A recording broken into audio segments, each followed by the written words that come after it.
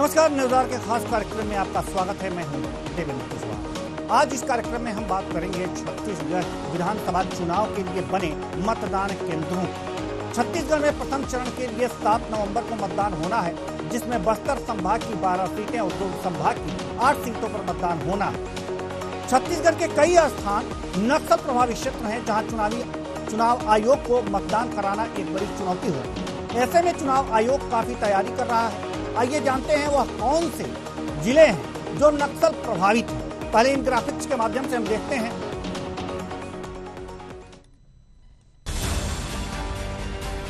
छत्तीसगढ़ के नक्सल प्रभावित जिले बलरामपुर, बस्तर, बीजापुर, दंतेवाड़ा, धमतरी, गरियाबंद, कांकेर, कोंडागांव, महासमुंद, नारायणपुर, राजनांदगांव, सुकमा, कबीरधाम और मुंगेली शामिल हैं।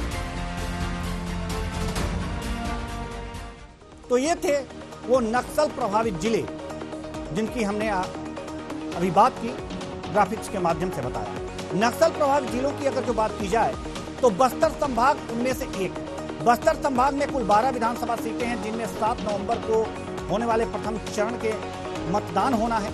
आइए जानते हैं बस्तर संभाग की सीटों पर चुनाव के लिए कितने मतदान केंद्र बनाए गए हैं। बस्तर संभाग में विधानसभा सीटों की संख्या 12। जैसा कि पहले ही बताया, बस्तर की सभी सीटों पर प्रथम चरण में मतदान होंगे, यानी 12 सीटों पर। यहां 12 सीटों के लिए बने बूथों की संख्या 126 बूथ बने हैं। नए पोलिंग बूथों की संख्या है 40। कांकेर में 15, अंतागढ़ में 12 बूथ, ये बूथों की संख्या हम बता रहे हैं। भानुप्रतापपुर में 5 बूथ और कोंटा में 20 बूथ बनाए गए हैं। चित्रकोट में 14 और आपको बताएं जगदलपुर में 4 बूथ बनाए गए हैं। ये बूथों की संख्या हम लगातार आपको बता रहे हैं। बस्तर में 1 और कोंडागांव, केसकाल में 19। ये सभी बूथों की संख्या है। नारायणपुर में 9 बूथ बनाए गए हैं, बीजापुर में 6 और दंतेवाड़ा में 8। यह बूथों की संख्या 12। गांव से पोलिंग बूथों की दूरी है 8 से 9 किलोमीटर। ये स्थितियां हैं। ये जो बूथ बने हैं, इनसे गांव की दूरी 8 से 9 किलोमीटर। बस्तर संभाग में बने बूथों की संख्या ये मैंने आपको बताया कि ये जो सभी सीटें हैं ये बनी हुई हैं। यहां पर जो मतदान केंद्र हैं उनकी संख्या के बारे में हम आपको बताया, और इन पोलिंग बूथों से गांव की जो दूरी है 8 से 9 किलोमीटर बताई जा रही है। नक्सल प्रभावित बीजापुर जिले में कुछ जगहों से बूथ हटाए गए हैं, और ये क्यों हटाए गए हैं इसके बारे में बताएंगे। लेकिन आइए इन पर एक नजर डालते हैं, कहां से ये बूथ हटाए गए हैं। ग्राफिक्स के माध्यम से इन पर हम नजर डालें तो हम देखेंगे कि बीजापुर जिले के क्षेत्र जहां पहले से पोलिंग बूथ बने थे, चेरपल्ली, सेंड्रा, पलसिंगुड़ी, इरपागुट्टा, एंडापल्ली, इरपागुट्टा और एंडापल्ली, ये यहां बूथ बने थे, लेकिन ये बूथ अब हटाए जा चुके हैं। बीजापुर के इस क्षेत्र से पोलिंग बूथ हटाए गए हैं, जैसा कि मैंने आपको दिखाया है, और इनके स्थान पर भोपालपट्टनम में इन बूथों को शिफ्ट किया गया है, जो गांव से करीब 65 किलोमीटर दूर है। एक बार और ध्यान दीजिएगा, गांव से 65 किलोमीटर दूर। आइए जानते हैं यहां के ग्रामीण इन 65 किलोमीटर दूर बने बूथों के बारे में क्या कहते हैं।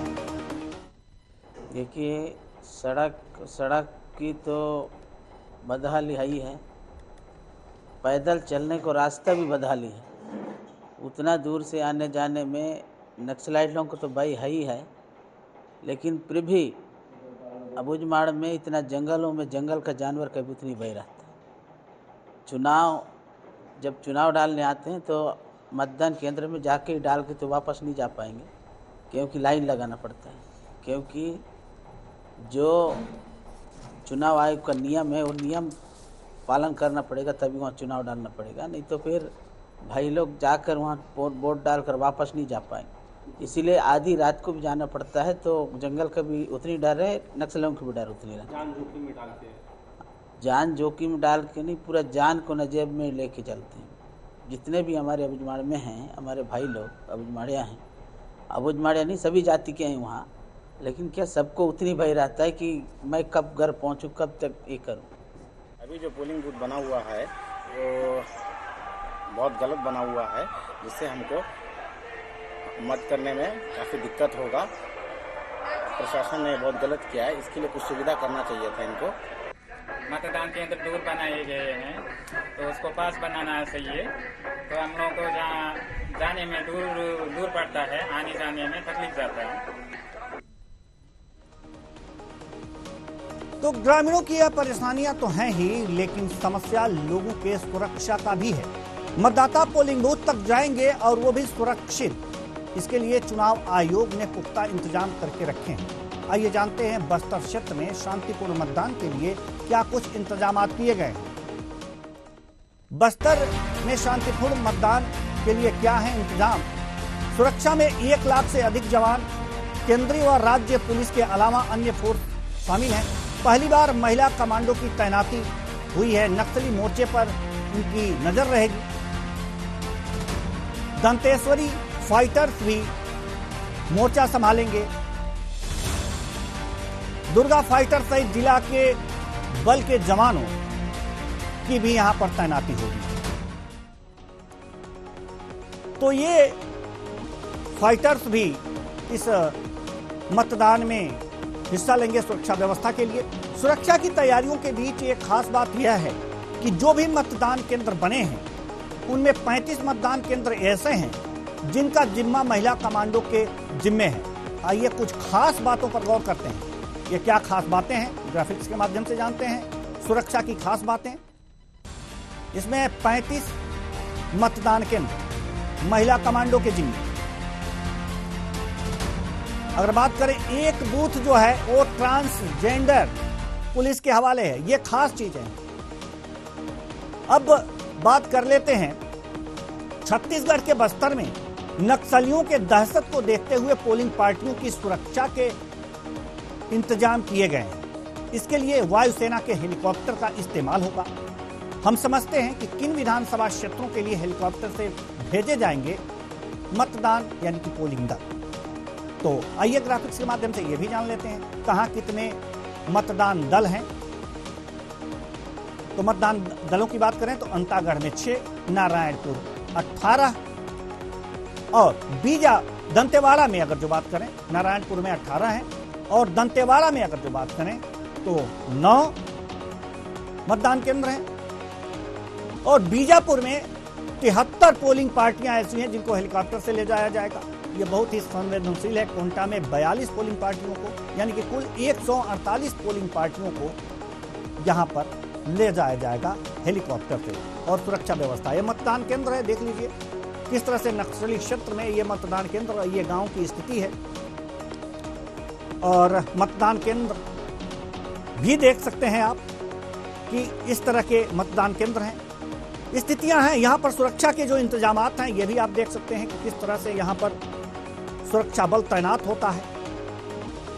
लेकिन आपको यह बता दें कि छत्तीसगढ़ में ये जो बस्तर का इलाका है, यहां पर जो नक्सली हैं मतदान के बहिष्कार की बातें करते हैं और इसके लिए पोस्टर चस्पा कर देते हैं। इसके लिए धमकाया भी जाता है, लेकिन फिर भी मतदान होता है। सबसे बड़ी बात यहां पर यह है कि जिन जिन गांवों से मतदान केंद्र हटाए गए हैं उन गांवों की परेशानियां बढ़ने वाली हैं।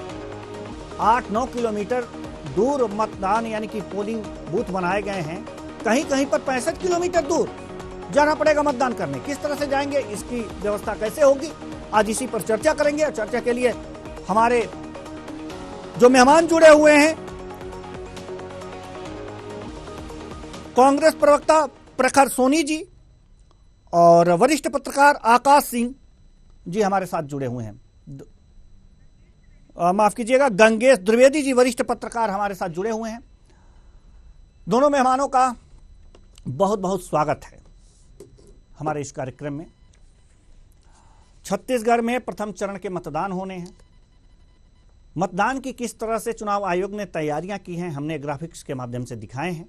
कितने यहाँ पर जवान यहाँ पर एकत्रित होंगे, लेकिन सबसे बड़ी समस्या यहाँ पर यह है कि कुछ जगहों से मतदान केंद्र जो है हटाया गया है।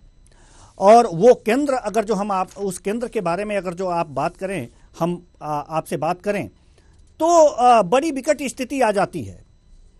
विकट स्थिति इसलिए कहेंगे कि यहाँ पर चेरपल्ली, सेंड्रा, पलसिंगुड़ी, इरपागुट्टा, एंडापल्ली यहाँ पहले मतदान केंद्र से यहाँ पर हटाए गए हैं। और जो मतदान केंद्र पट्टनम में बने हैं, भोपाल, वहाँ पर वो दूर हैं 65 किलोमीटर दूर। ऐसे में स्थितियाँ क्या हैं, बड़ी विकट हो जाएंगी। मतदान केंद्र तक लोग पहुँचेंगे कैसे? मतदान केंद्र तक पोलिंग पार्टियां तो हेलीकॉप्टर से पहुंच रही हैं, लेकिन लोग कैसे पहुंचेंगे? जी, प्रखर सोनी जी, सवाल आपसे ही है। जी, निश्चित ही शुरू से जो बस्तर का क्षेत्र रहा है वो थोड़ा सा नक्सल प्रभावित रहा है। और पिछले चुनावों में अगर हम देखे जाएं तो हर जो पंचवर्षीय चुनाव हो रहे हैं उसमें मतदान की स्थिति पिछले चुनाव से बेहतर होते जा रही है। और जिस हिसाब से इस बार लोगों के मन में खासा रुझान है स्थायी सरकार, हमारी कांग्रेस सरकार को लेके, हमारा मानना है कि इस बार लोग चुनाव में और बढ़ चढ़कर हिस्सा लेंगे। बस्तर से घनघोर जो नक्सल प्रभावित क्षेत्र हैं, अभी 2-3 दिन पहले भी नक्सलियों ने पर्चे फेंके थे चुनाव के बहिष्कार के। उन सारी चीजों को देखते हुए वोटिंग की जो एक सुरक्षित जगह तय की हुई है। लेकिन हमारा मानना है कि इस बार चुनाव में पिछले बार से भी अच्छा परिणाम होगा और लोग बढ़ चढ़कर हिस्सा लेंगे उसमें। अच्छी बात है, बढ़ चढ़कर हिस्सा लेना ही चाहिए। लोकतंत्र का पर्व है और इस पर्व में जितने लोग ज़्यादा से ज़्यादा मतदान करेंगे उतने ही रिजल्ट बढ़िया आएंगे। वरिष्ठ पत्रकार हमारे साथ मौजूद हैं, गंगेश जी। सवाल आपसे है कि गंगेश द्विवेदी जी, सवाल आपसे ये है कि यहाँ जो छत्तीसगढ़ की बात अगर करें, 8-9 किलोमीटर दूर पोलिंग बूथ बने हुए हैं, साथ ही साथ कहीं कहीं 65 किलोमीटर दूर हैं। ऐसे में लोग जाएंगे कैसे मतदान करने में? मतदान केंद्र पर पहुंचेंगे कैसे? क्या चुनाव आयोग ने कुछ ऐसी व्यवस्थाएं कर रखी हैं कि मतदान केंद्र तक इनको पहुंचाया जाए? देखिए, ये खबरें लगातार बस्तर से आ रही हैं। वास्तव में बस्तर की जनता की जो वोटिंग करने की इच्छा और उनकी जो मतलब कहना चाहिए कि उनकी जो जज्बा है, बस्तर की जनता की के जज्बे को हमको सलाम करना चाहिए। इतने नक्सल प्रभावित इलाकों में भी, इतने दूर दराज इलाकों से भी जाके लोग वोटिंग करते हैं। और इसमें मुझे इस बात का लगातार आश्चर्य होता है कि इतनी सुरक्षा की बात करते हैं हम और इतने फोर्स लगाने की बात करते हैं। हमेशा ये फोर्स और सुरक्षा किसके लिए? पोलिंग पार्टी के लिए, जो मतदान करने जा सकती है उस जगह पे। मतदान करने के लिए जो व्यक्ति है उसकी सुरक्षा की बात अभी तक मैंने कहीं नहीं देखी कि किसी व्यक्ति को सुरक्षित मतदान करने के लिए उसके घर से इतने दूर अगर पोलिंग स्टेशन है, इसका खास तौर पर इंतजाम निर्वाचन आयोग को भी करना चाहिए था। निर्वाचन आयोग के अलावा निर्वाचन आयोग जब पूरी निगरानी में पूरी चीजें रखती, अगर वो फोर्स तैनात करती, अगर निर्वाचन आयोग ने 65 किलोमीटर दूर बूथ शिफ्ट किया है, उसके बाद उन्होंने जनता को तो छोड़ दिया है। अब वो 65 किलोमीटर आके डालें या ना डालें, उनकी मर्जी। जबकि ये जिम्मेदारी पूरी निर्वाचन आयोग की है। निर्वाचन आयोग अधिक से अधिक मतदान करने के लिए जिम्मेदार है। अगर वो हेलीकॉप्टर के माध्यम से 72 पोलिंग बूथों तक अपने मतदान दल भेज सकता है, और तो वो ऐसे जगहों से जहां निर्जन क्षेत्र है, दूर है, वहां से हेलीकॉप्टर से मतदान, अगर दूर मतदान केंद्र बना रहे तो वहां से जनता को वहां से ला के यहाँ पर पोलिंग कराने की व्यवस्था भी एक तरह से करनी चाहिए और सुरक्षा मुहैया करना चाहिए ऐसे मतदान केंद्रों पे, खासतौर पे जिनको दूर से शिफ्ट किया गया है, उनके आने जाने की गाड़ियों की व्यवस्था करनी चाहिए। लेकिन सबसे बड़ी चुनौती यह है कि वो क्षेत्र नक्सली प्रभावित है। नक्सली क्या करते हैं, किसी से छुपा नहीं है, जगह जगह लैंडमाइन बिछा के रखते हैं। जगह जगह हमले करते हैं। तो ऐसी क्षेत्रों की चुनौतियां, बड़ी चुनौतियां, इसकी तैयारी मुझे लगता है बहुत पहले से करनी चाहिए थी। ये कोई पहली बार तो चुनाव हो नहीं रहा है, हर 5 साल में चुनाव होता है, निर्वाचन आयोग की लंबी प्रक्रिया चलती है। और इस संबंध में चर्चा भी हुई थी, रायपुर में भी हमने मुख्य निर्वाचन पदाधिकारी के साथ भी चर्चा की थी। तो उनका कहना ये था, मतलब उनके पास कोई जवाब नहीं था इस बात का कि ऐसी जगहों पे पब्लिक की सुरक्षा के लिए क्या व्यवस्था है। आपने जो भी सुरक्षा व्यवस्था की है वो निर्वाचन दल के लिए की है। जनता जिसको वोट डालना है, जिसके हाथ में ताकत है, हमारे देश का संविधान कहता है कि हम भारत के लोग ही लोकतंत्र की रक्षा करते हैं। तो उस लोकतंत्र की रक्षा करने वाले, लोकतंत्र के मालिक जो भारत के लोग हैं, उनकी पोलिंग राइट्स को प्रोटेक्ट करने की पूरी जिम्मेदारी निर्वाचन आयोग की, और निर्वाचन आयोग के पास इसका जवाब नहीं है। ये दुर्भाग्य की बात है कि निर्वाचन आयोग ने अभी तक इस पे कोई गंभीर चिंतन नहीं किया। उन्होंने हमेशा इस बात को फोकस किया कि पोलिंग बूथ तक, लेकिन अब चूंकि निर्वाचन आयोग ने इस पर चिंता व्यक्त नहीं की, न ही इसके लिए कोई प्रबंध किया, तो अब समस्याएं ये हैं कि 7 तारीख को यहाँ पर जो है मतदान होना है, और अगर 7 तारीख को यहाँ पर मतदान होना है तो मतदान तभी होगा जब मतदाता पोलिंग बूथ तक जाएंगे। ऐसे में सवाल ये उठता है कि 7-8 किलोमीटर और फिर 65 किलोमीटर जाना और आना सामान्य बातें नहीं हैं। तो क्या मतदाता वहां पर जाएगा? सवाल ये है कि आखिर उसके जाने लाने ले जाने के लिए पार्टियां वहां पर जाएंगी, उनको जो चुनाव लड़ रही हैं, कांग्रेस जाएगी, बीजेपी जाएगी, या उनकी गाड़ियां लगेंगी, या चुनाव आयोग ने तो अभी ऐसी कोई व्यवस्था नहीं की है कि हाँ इन्हें हम लेकर के जाएंगे। क्या पैदल जाएंगे वो? इस समय किस तरह से आखिर मतदाता वहां सोच रहा है कि हम मतदान केंद्र तक जाएं? जी, और देखिए परिस्थितियां जो है उसको तो बिल्कुल ये बता रही है कि जान हथेली में रख के मतदान करना चाहते हैं आप तो जाइए। चुनाव आयोग और सरकार ने इस स्थिति में मतदाता को छोड़ दिया है, क्योंकि वो जगह ऐसी जहां पे आपके पोलिंग करने के लिए आपके अधिकारी, आपके कर्मचारी जाने को तैयार नहीं है। उन इलाकों में अगर मतदाता है तो अगर नहीं मतलब है ही मतदाता, उनके बूथ को इधर शिफ्ट किया है, तो बूथ के शिफ्ट करने के साथ मतदाता की सुरक्षा की व्यवस्था करना चाहिए था, और नहीं की गई है। तो मुझे लगता है कि कहीं न कहीं ये सोच में चूक है। सुरक्षा की बात तो अभी अलग है, सुरक्षा की बात तो अलग है। 65 किलोमीटर जाएंगे कैसे? अपने संसाधन से जाएंगे। वही बात, उसकी बात है ना जी भाई, वो उनके पास कोई साधन नहीं है। वो क्षेत्र ऐसे हैं जो दूर, मतलब पहाड़ियों से घिरे हैं, नदी है, नाले हैं, मुझे लगता है रास्ते भी नहीं उन क्षेत्रों में। तो ऐसी जगहों पे कई ऐसे मतदान जगह केंद्र बने हैं जहां पर हेलीकॉप्टर से जाने की व्यवस्था थी। मुझे तो नहीं लगता किसी पार्टी ने अपने इनिशिएटिव लेके वहां से हेलीकॉप्टर से ऐसे लोगों को 90 किलोमीटर दूर लाने की व्यवस्था की होगी, या अगर रास्ते होंगे वहां पे तो किसी ने बस की व्यवस्था की हो, गाड़ियों की व्यवस्था की हो।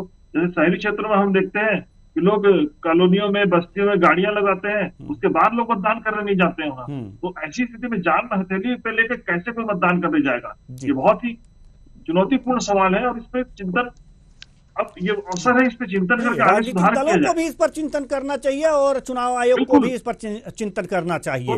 जी, हमारे साथ जी हम आएंगे आपके पास। हमारे साथ बीजेपी प्रवक्ता राहुल टिकरिया जी जुड़ चुके हैं। बहुत बहुत स्वागत है आपका हमारे इस कार्यक्रम में। राहुल टिकरिया जी, सवाल यहाँ पर यह है कि मतदान केंद्र बहुत दूर बने हैं, बहुत दूर हैं बूथ। चुनाव आयोग ने जो वहाँ पर अधिकारी हैं जो चुनाव संपन्न कराएंगे, उनके लिए हेलीकॉप्टर से वहाँ भेजने की व्यवस्था करी है, लेकिन गांव से 7-8 किलोमीटर दूर और कहीं कहीं 65 किलोमीटर दूर मतदाता कैसे जाएंगे? बिल्कुल देवेंद्र जी, नमस्कार। देखिए, आपके चैनल के माध्यम से ये चीजें तो पता चली कि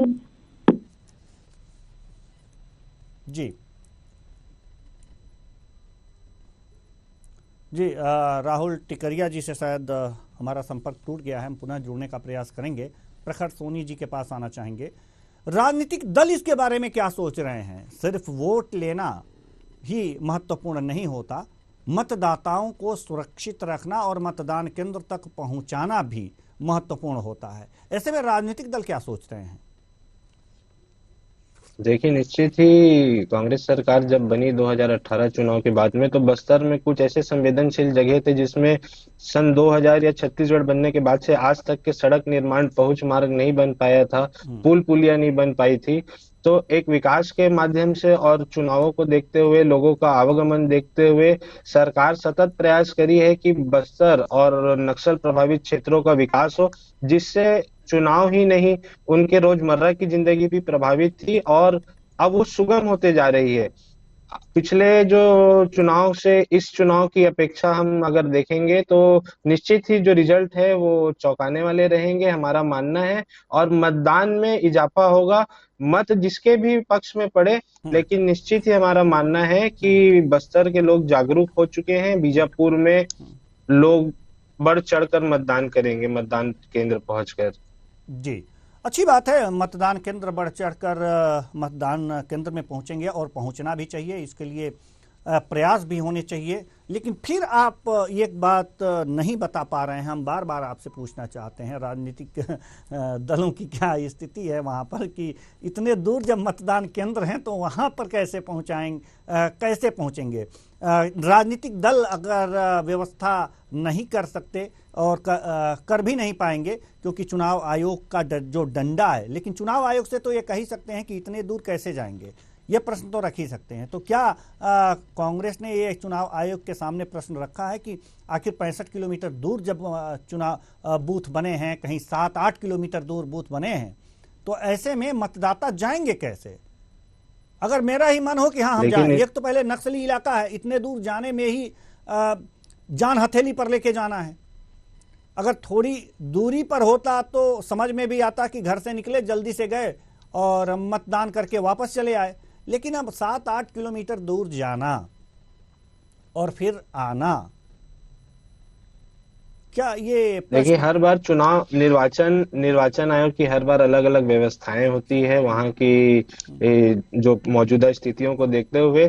पिछले चुनाव में तारेम और सिलगर का जो मतदान केंद्र थे वो 18 से 20 किलोमीटर दूर थे और स्थानीय लोग की मांग और प्रतिनिधियों की मांग पर इस बार पहली बार आप जरूर आंकड़े बता रहे हैं कि बस्तर से 65 किलोमीटर और 40 किलोमीटर में मतदान केंद्र हैं बीजापुर से, लेकिन कुछ गांव ऐसे भी है तारेम और सिलगर जैसे, जहां पिछली मतदान केंद्र 18-20 किलोमीटर दूर थे और लोगों की मांग पर, जनप्रतिनिधियों की मांग पर इस बार पहली बार उनके गांव में मतदान होने जा रहा है। तो निश्चित ही मुझे ऐसा लगता है कि इस बार की जो समस्याएं होंगी उसे हमारे भी जनप्रतिनिधि, हमारे जो बड़े नेता, वरिष्ठ नेता हैं, वो चुनाव आयोग के सामने रखेंगे और अगली बार उसका उस पर सुधार होगा। और निश्चित ही वोट मांगने के साथ सबसे बड़ा कर्तव्य वहां उस क्षेत्र में ये है कि लोगों को जागरूक करना कि जाके मत करें। और पिछले बार भी, इस बार मतलब जितने भी हुए हैं आदिवासी क्षेत्रों में सबसे ज्यादा मतदान प्रतिशत रहा है। चलिए ठीक है, हम आना चाहेंगे बीजेपी प्रवक्ता राहुल टिकरिया जी के पास। एक बार फिर संपर्क हो गया है, बात कहते कहते रुक गए थे, शायद कनेक्शन कट गया था, इसे जारी रखें, अब जुड़ गया है। राहुल टिकरिया जी, अपनी बात पूरी करें। साझा विधानसभा के ऐसे गांव में जहाँ पे नेटवर्क का समस्या है, मैं आपको बता दूं कि सबसे पहली बात, जो आदिवासी अंचल में मतदान केंद्र जिस दूरी पर बनाए गए हैं, 65 किलोमीटर है, कहीं पे 8 से 9 किलोमीटर की दूरी पर मतदान केंद्र जो बने हुए हैं, और उसके बावजूद ये प्रतिवर्ष का मामला रहा है कि कई बार दूरी रहता है, कई बार जैसे अभी कांग्रेस के प्रवक्ता जी बता रहे हैं कुछ जगहों पर वही व्यवस्था की गई है। तो ऐसे परिस्थिति में भी बस्तर की जनता जो भारी मतों से वहाँ पर मतदान करती है, भारी मतदान करती है, उसके लिए वहाँ की जनता धन्यवाद के पात्र है। मगर ये निर्वाचन आयोग का, निर्वाचन विभाग का ये कर्तव्य बनता है कि इनको कैसे वहां तक पहुंचाया जाए ताकि मतदान किया जाए। ये व्यवस्था निर्वाचन विभाग को करना चाहिए, निर्वाचन आयोग को करना चाहिए। और ये इस बार देखिए निर्वाचन आयोग की जो भूमिका रही है उसके लिए ये समझ में नहीं आया, क्योंकि मैंने स्वयं जो दूसरे चरण के मतदान है उसके लिए 3 बार पत्र लिखे और 3 बार पत्रचार के जवाब नहीं आया। उसका एक ही कारण था कि आप देखिए 11 से 12 तारीख को दीपावली प्रारंभ हो जाता है और छत्तीसगढ़ में दीपावली 7 दिन चलता है। मैंने 7 दिन दिनांक के साथ में ये लेटर लिखा था कि 16 तारीख तक हमारे क्षेत्र में छत्तीसगढ़ में दीपावली मनाई जाती है। मतलब चुनाव का 7 दिन त्योहार में निकलेगा और 16 तक त्योहार है, 17 तारीख को मतदान करना है। तो ऐसी स्थिति में ये जो द्वितीय चरण का मतदान का जो दिनांक है उसे आगे बढ़ाया जाए, मगर इस पर किसी भी प्रकार से कोई पत्राचार का जवाब नहीं आया, ना ही इसमें कोई एक्शन लिया गया निर्वाचन आयोग के द्वारा। तो निर्वाचन आयोग का जो भूमिका है वो अपने आप में समझ से परे है और ये प्रश्न चिन्ह आपके चैनल के माध्यम से निःशर्त आगे आता है कि आखिर में बस्तर की जो जनता है वो 65 किलोमीटर मतलब आज आना और जाना मतलब 130 किलोमीटर कैसे करेगी, ये अपने आप में प्रश्न चिन्ह खड़ा होता है निर्वाचन आयोग के सामने। उन्हें सोचना चाहिए, जी बिल्कुल सोचना चाहिए। और जब मतदान केंद्र बना तभी ये निर्वाचन आयोग के दिमाग में ये बातें आई जरूर होंगी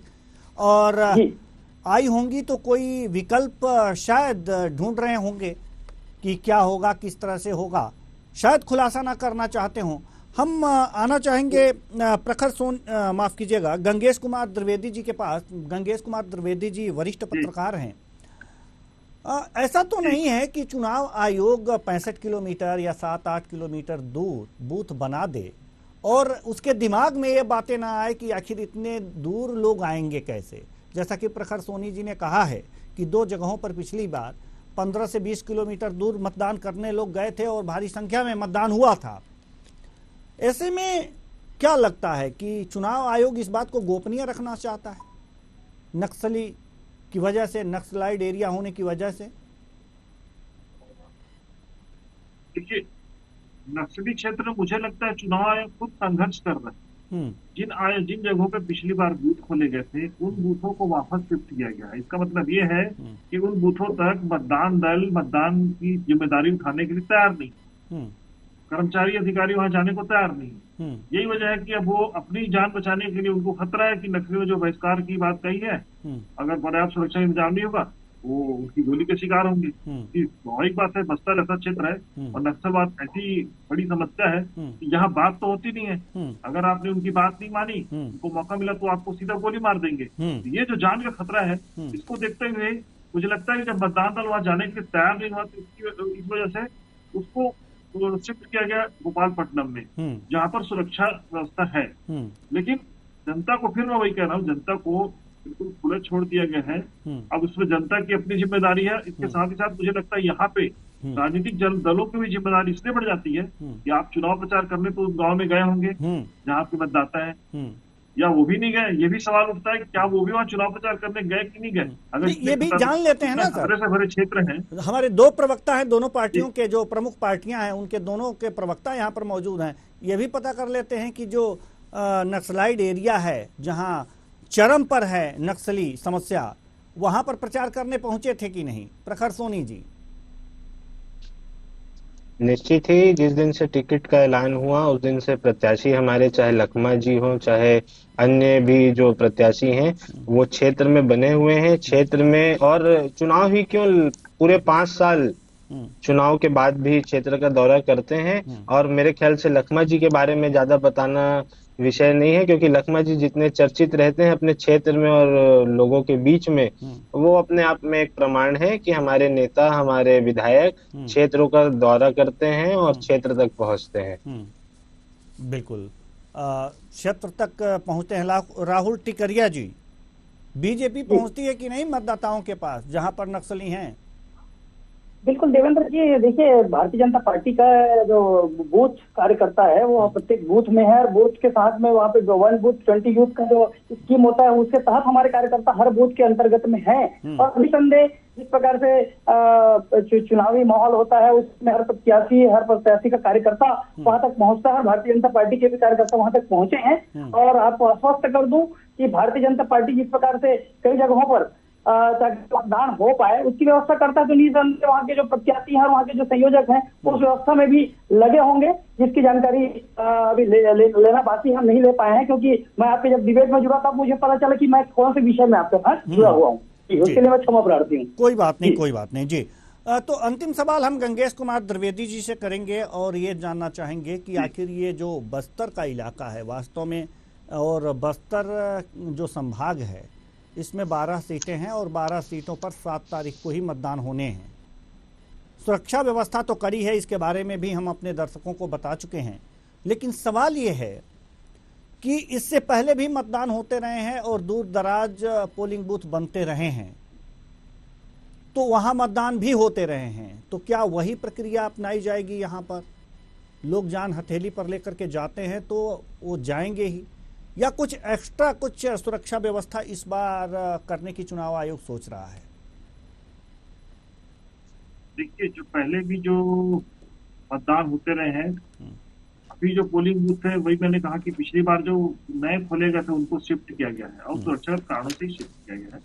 और मतलब वो क्षेत्र ऐसा है कि जहाँ पर सरकार भी मजबूर हो जाती है कि उससे वहां पर मुकाबला करने की स्थिति में नहीं है, तमाम फोर्स होने के बावजूद, क्योंकि उतने दूर क्षेत्र हैं, इतने जंगल के भीतर बसे हुए क्षेत्र हैं कि जहां जाके सीआरपीएफ या यहाँ की डीआरजी की फोर्स भी अगर जाती है तो उनकी भी जान को खतरा है। ऐसी स्थिति में अब राजनीतिक दल जिम्मेदारी इसलिए मैं बोल रहा हूँ कि देखिए, उनके स्थानीय बहुत सारे कनेक्शन होते हैं। जैसे दोनों ही पार्टियों के लोगों ने बताया कि उनके लोग प्रचार करने तो पहुंच रहे हैं, और बीजापुर क्षेत्र का ये एरिया है भोपालपट्टन, वहाँ के पूर्व मंत्री रहे महेश गागड़ा जी, उनको भी जब वो मंत्री बने के बाद उनको 5 साल तक सुरक्षा बल ने जाने नहीं दिया था। ये बात काफी चर्चा में रही थी पिछली बार। तो ऐसी भी स्थितियां बनती है कि जब विधायक बन के आने के बाद उनको जाने से रोका जाता है, फोर्स रोकने की कोई घटना न घट जाए, तो इस तरह की बातें भी आती है। कांग्रेस के प्रत्याशी और विक्रम मंडावी हैं, वो लगातार उस क्षेत्र में है, तो लेकिन ये होता है कि स्थानीय स्तर पर उनके कनेक्शन होते हैं, उसके माध्यम से चाहे तो ज्यादा मतदान करा सकते हैं। मुझे लगता है यहाँ पर निर्वाचन आयोग को पार्टियों के साथ बैठ के कुछ ऐसे रास्ते निकालने चाहिए कि अधिक से अधिक संख्या में वोटर जो है मतदान केंद्र तक आकर वोटिंग कर सके, भले वो दूर दराज हो, या कुछ ऐसी व्यवस्थाएं जमाए कि वहां से उनको लाने ले जाने की व्यवस्था हो सके सुरक्षित, और ताकि उनका जनहानि ना हो। बिल्कुल आपने सही बात की है। चुनाव आयोग को पार्टियों के साथ बैठ करके इस पर विचार विमर्श करना चाहिए। और अब तो 7 तारीख को मतदान होना है, देखते हैं कहाँ कितना प्रतिशत मतदान होना है। बहुत बहुत धन्यवाद आप तीनों मेहमानों का, आप आए और अपने अपने विचार साझा किए। तो कुल मिलाकर के अब 2023 का जो रण है, छत्तीसगढ़ में 7 नवंबर को प्रथम चरण का मतदान है, और सबसे बड़ी समस्या यहाँ दूर दराज बने पोलिंग बूथ का है, जहाँ पर मतदाताओं को पहुँचना है। हालांकि अब ये देखना होगा कि मुश्किलें तो हैं, लेकिन मतदाता बहुत जागरूक हैं, जान हथेली पर लेकर मतदान केंद्र तक पहुंचते हैं। यह वास्तव में लोकतंत्र के लिए सौभाग्य की बात है। तनिक भी नहीं सचाते, ज़्यादा से ज़्यादा मतदान करते हैं और सरकार बनाने में अपना योगदान करते हैं। फिलहाल इस कार्यक्रम में इतना ही, मुझे दीजिए इजाजत। नमस्कार।